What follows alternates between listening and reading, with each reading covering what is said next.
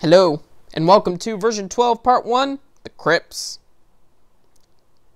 In this update, we will be going over the Easter egg riddled Crypts. So let's begin. Again, I'd like to reiterate that the Crypts should not be confused with the blue East Coasters who can't get a real job.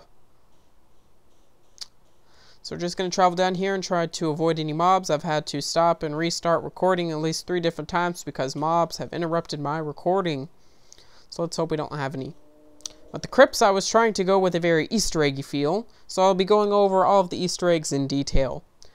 The Crypts lie beneath a graveyard, as most Crypts do in real life. So here's a graveyard with graves and headstones and torches and oh look, signs. Ignore that one isn't anything special. But this one, let's go over this one. Esmeralda Poetic Witch. For those of you who don't know, there is a series of video games called The Legend of Zelda. Zelda is actually named after a very famous poet's wife named Zelda. So, Esmeralda is a reference to Zelda, Poetic being the reference to Fitzgerald's wife Zelda, and Witch being a reference to Zelda the game. Now, how do you make that connection, you might ask? Well, this is how I made that connection. In the Legend of Zelda series, Zelda was a master of Triforce of Wisdom. When I think wise, I think wizard, and when I think female wizard, I think witch. So there you go, Poetic Witch. Now, this next one, Black End the Second, kind of oxymoronic because his description is the first. This is a reference to my first real Minecraft fan who is named Dark Omega Mark II. So Dark is black, Omega being end, and then Mark II being the second, the first being my first fan. Next we have FreeMelons Dad, Dark Lord-ish. This is a reference to a Sith Lord in the Old Republic realm of Star Wars, who was named FreeMelons Nad. So you have that one. Next we have Please Wipe Your Feet. This is a reference to Fable, the first one. In the graveyard area, many of the graves had funny little things written on them. Next we have Hey, Nice AS. This is a reference to a series of Adult Swim commercials where they would slap a girl on the butt and say, Nice AS. And now, without further ado, the Crypts. As you can see, I was going with a very worn feel. On these, I used nice, clean, shiny stone slabs, and this one I used that dirty, ugly cobblestone. Let's just imagine that the X's and the slashes are wear and tear on the sign. So let's begin.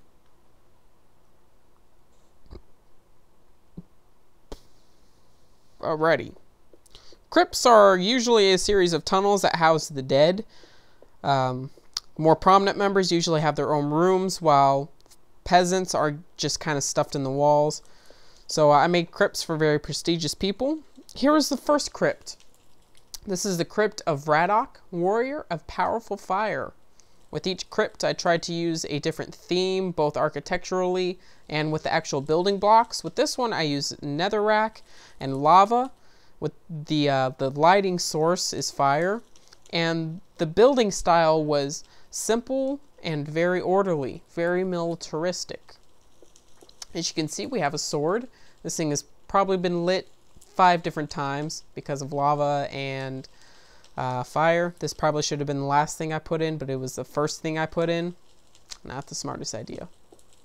Here we have the actual resting place of Radok. Here is his coffin. Netherrack to surround him. Chests for his powerful weapons and such. And Radok is an anagram of Darok, who was a character of one of the 6 Sparrows brothers in RuneScape. He was a warrior type, so that's why Radok is a warrior. And Powerful Fire is a reference to Legend of Zelda, the Triforce of Power, and then the Fire Gem from Ocarina of Time.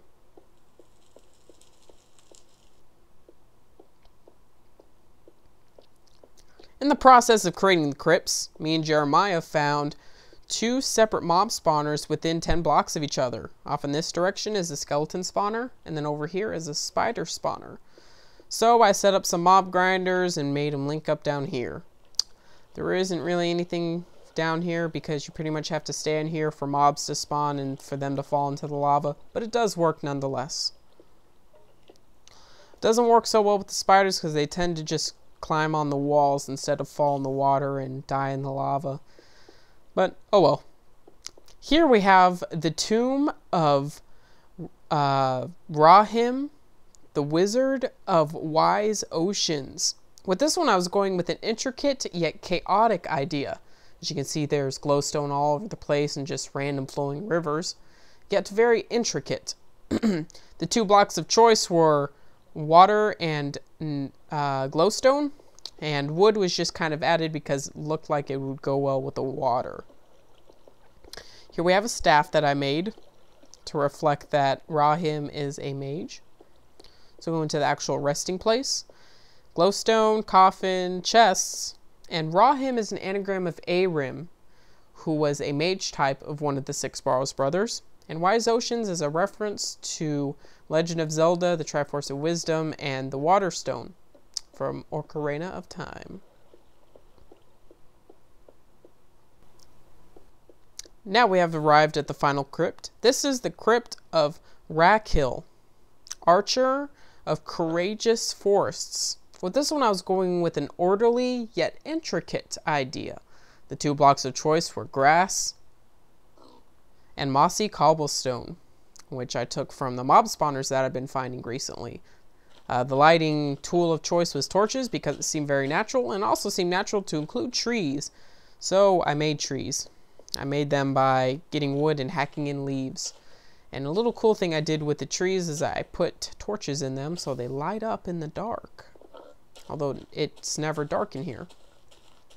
I made these dirt mounds because they seemed very natural. And here we have a natural bow because it seemed very natural. Go in here. We have the resting place of Rakhil. Here's his coffin. Here are his chests. And here is his placard. Rakhil is an anagram of Karil, who is the archer type of the Barrows brothers in RuneScape. Courageous Forest is, of course, a reference to the Legend of Zelda, the Triforce of Courage, and the Forest Stone from Ocarina of Time. Well, that's it for the crypts, not to be confused with the blue losers who can't get a job. Be sure to click on that little annotation down there to see the next little update. It is the secret project that I've been working on. So, be sure to click on that and check it out.